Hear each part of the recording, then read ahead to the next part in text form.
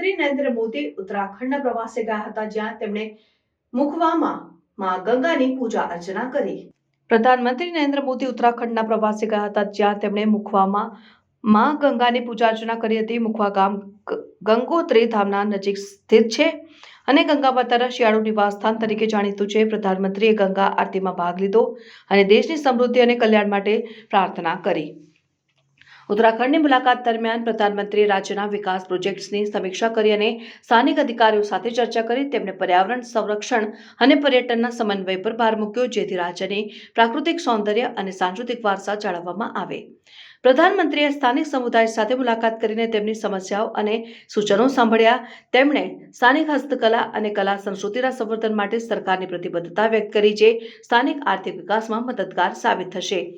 આ પ્રવાસ દરમિયાન પ્રધાનમંત્રીએ ઉત્તરાખંડના યુવાનોને નવી તકનીકો અને સ્ટાર્ટઅપ્સ તરફ પ્રોત્સાહિત કર્યા, જેથી રાજ્યમાં રોજગારના નવા અવસરો સર્જાઈ શકે. તેમણે શિક્ષણ અને કુશળતા વિકાસ પર ભાર મૂક્યો, જે રાજ્યના સર્વાંગી વિકાસ માટે જરૂરી છે.